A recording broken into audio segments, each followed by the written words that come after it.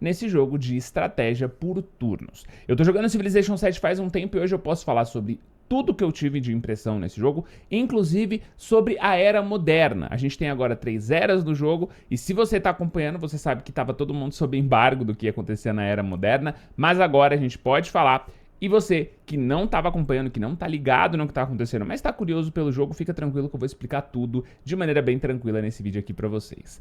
Vamos começar falando que a base do jogo mudou muito. Apesar de se manter mecanicamente igual, ou seja, você tem o seu turno, você toma decisões com relação aos seus territórios, que pode ser expansão ou mesmo desenvolvimento militar, desenvolvimento científico, religioso, isso continua. Porém, o objetivo final do jogo, consequentemente, mudou e todo o fluxo de gameplay por conta do novo sistema de eras. O jogo é dividido em 3 eras. A primeira era, então você tem uma era onde você vai criar as estruturas da sua civilização.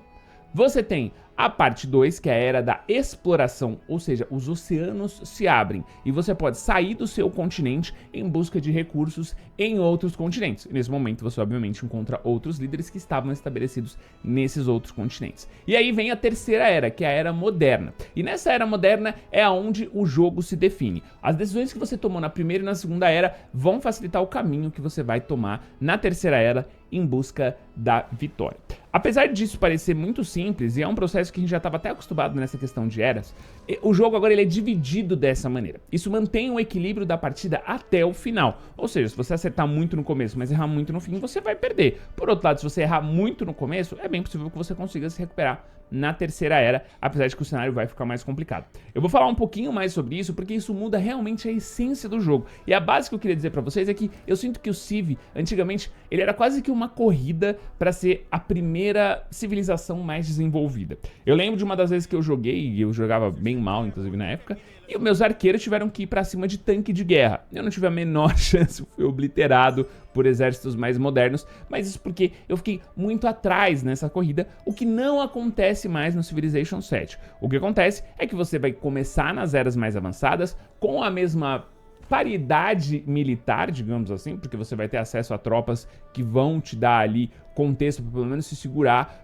Porém, você vai ter as desvantagens de uma má exploração ou de uma má fundação feitas nas eras anteriores. Como eu falei antes, para começar do começo, eu tô perdendo foco porque é muito difícil. Por mais que eu tenha jogado muito tempo de Civ já, parece que eu não arrei nem a superfície da superfície do jogo. Ele tem muita profundidade e muitos caminhos diferentes a serem tomados, principalmente de uma mudança que desagradou uma parte dos fãs mais antigos da franquia, que é a questão de que você pode escolher um líder e ele não está vinculado a uma civilização. O que eu quero dizer é que sim, você pode escolher um líder que seja Inca para jogar com uma civilização maia. Não tem muito problema com relação a isso, porém, esse combo vai mudar o seu estilo de gameplay. O líder tem algumas vantagens, algumas características que são únicas e as civilizações também. E até tem sinergias que funcionam. Por exemplo, você pegar a líder alemã e colocar ela na civilização russa, porque você vai ter um combo de lideranças militares ali, uma liderança militar com uma civilização militar.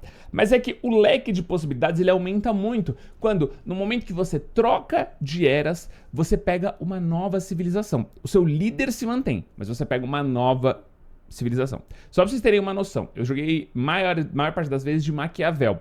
Ele se utiliza bem das mecânicas do jogo e ele ganha dinheiro com elas. E eu senti que seguir no caminho econômico é o jeito mais fácil de eu conseguir a minha primeira vitória.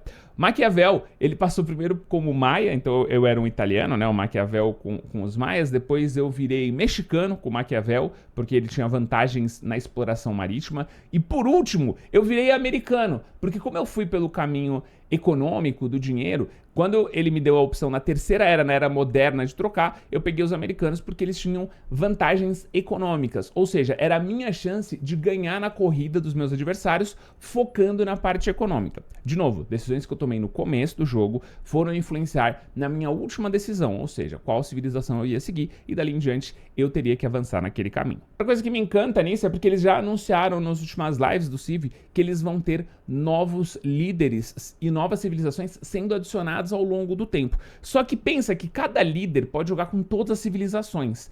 Ou seja, cada um líder e uma civilização que eles inserem no jogo, o jogo muda completamente o seu balanceamento, porque tudo fica diferente, porque todos os líderes que já existem podem jogar com essa nova civilização, e esse novo líder pode jogar com todas as civilizações já existentes. Então, as combinações são praticamente infinitas. Isso é bem legal porque dá muito mais variedade pro jogo. Eu não faço parte da comunidade de Civ, que é super engajada aqui na internet, mas eu tenho muitos amigos que jogam Civ, amigos que jogam pra valer, gente que tem 5, 6 mil horas, apesar de ser pouco perto de Civ, e eles foram compartilhando algumas frustrações comigo para que eu pudesse falar desse vídeo, algumas frustrações e outros pontos altos para que eu pudesse fundamentar melhor esse vídeo. E uma das coisas que a maioria deles sempre questiona é que o meta do game ficou muito claro. E depende muito de onde você começa, quais que são os primeiros terrenos que você pega, isso em Civs antigos. E, consequentemente, isso já define o fim do jogo. E não é algo que eu senti jogando o Civilization 7. Porque por mais que você pegue um lugar que parece meio merda, conforme você avança de eras, o jogo muda muito. Então, se você, por exemplo, for um cara influente no comércio, às vezes você pegar uma posição no meio do mapa, porém, que não tem tantos recursos ao redor dela, é muito interessante para que você consiga controlar o comércio do mundo, que inclusive é um novo elemento que eu gostei bastante, eu lembrei muito dele de outros jogos de estratégia de turno que copiaram Civ recentemente, que é o fato de que você ter recursos nos seus terrenos não só é um produto, mas sim um item de uso que você pode dar bônus para a sua sociedade. Por exemplo, se você encontra um local de pesca, não é só que ele vai dar alimento, mas ele vira meio que um item utilizável para você colocar em qualquer cidade que tenha conexão, obviamente, com aquela cidade que tem a pesca e que ganhe um super bônus extra de alimentação naquela cidade. Então isso é muito bom para que você não, por exemplo, sofra com fome ou infelicidade, porque tem coisas que dão alegria, ou os camelos que te permitem utilizar mais desses itens. Então, além de tudo, tem uma alocação de recurso além dos que do formato que a gente já tinha antigamente, né? Então, no fato só de que você gera comida naquele lugar. Não, você também gera um recurso que você pode colocar em outro lugar. E aí você tem um poder de comércio também com isso, porque você pode vender esse recurso para outros, fornecer no caso, né? Não vender, porque senão parece que ele sai de você. Mas não, você pode fornecer ele para outras civilizações, ao mesmo que as civilizações que têm coisas que você não conseguiu pegar, você consegue também pegar por meio do comércio. Então, você consegue fazer uma gestão de inventário, de itens de uso, muito legal, você consegue fazer essa distribuição e esse também é um dos elementos que eu gostei muito porque ele dita muito de como o jogo tá correndo. Queria ter jogado muito mais desse jogo, porque acabou que eu não consegui arranhar de novo nem a superfície dele, porque existe um dificultador que é agora... É muito difícil você definir um meta.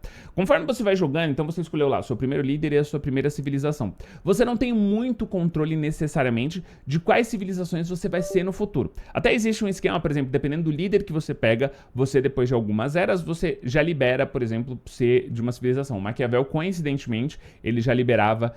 Só do fato de ter jogado com ele, ele já liberava a civilização americana no final. Mas conforme você vai tomando decisões dentro do jogo, você vai liberando novas opções de civilização conforme as eras mudam.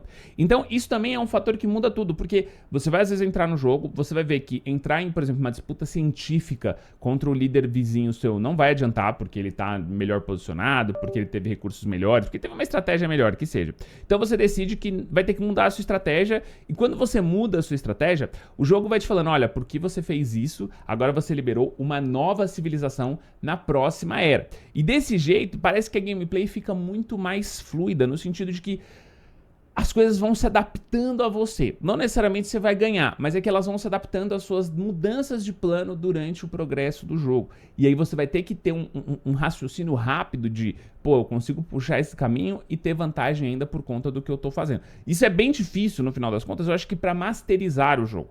Não é impossível que conforme o tempo vai passando, o pessoal entenda quais são as melhores combinações. Mas não necessariamente a melhor combinação, ou seja, o melhor meta do jogo, vai se manter estável, porque conforme você perde a possibilidade de ampliar, você não vai conseguir fazer aquilo que você planejou na Era 1. Então eu achei que isso, de certa maneira, ficou bem legal. Outra mudança na raiz do jogo também é que eu sinto que antes, como eu falei, ele era uma corrida e agora ele virou muito mais uma sobrevivência. As duas primeiras eras, você vai estar meio que fundamentando o que vai vir na terceira era, que é quando o jogo é ganho, quando o jogo é definido.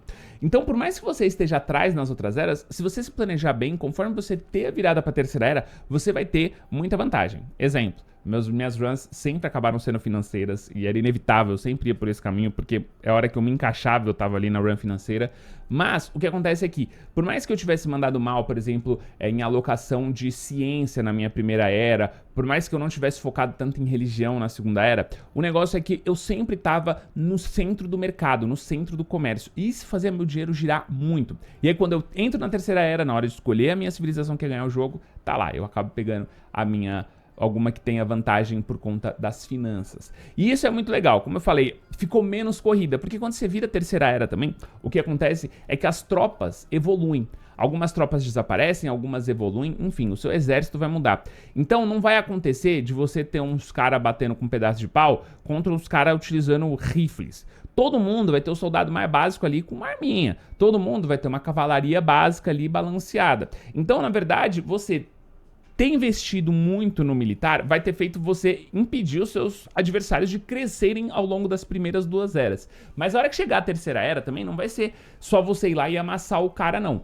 Se você quiser logo no começo da terceira era brigar, vai estar todo mundo no mesmo nível. Isso era muito bom, porque como eu falei, eu sempre estava perdendo em todas as outras lideranças, porém, quando chegava na terceira era, eu tinha vantagem financeira. Então eu compro muitas tropas, eu consigo pagar muitas tropas e, consequentemente, eu segurava os ataques. Nessa minha gameplay que vocês mais viram aí ao fundo, eu fui atacar 2 vezes por 3 civilizações que eram aliadas. E essas 3 civilizações, elas vinham ao mesmo tempo. E eu só conseguia segurar essa guerra porque eu tinha dinheiro para comprar soldado em todas as minhas cidades que estavam desprotegidas. Eu amassava os caras na defesa, eu avançava um pouquinho e eles pediam a rendição. Consequentemente, com isso, eu acabei ganhando 1 ou 2 cidades ali, porque era hora de negociar a paz. Então, o fato de eu ter me estabelecido financeiramente me deixou totalmente desbalanceado nas outras coisas, porém, na hora da treta começar, eu tinha dinheiro para bancar os meus exércitos lá na terceira era.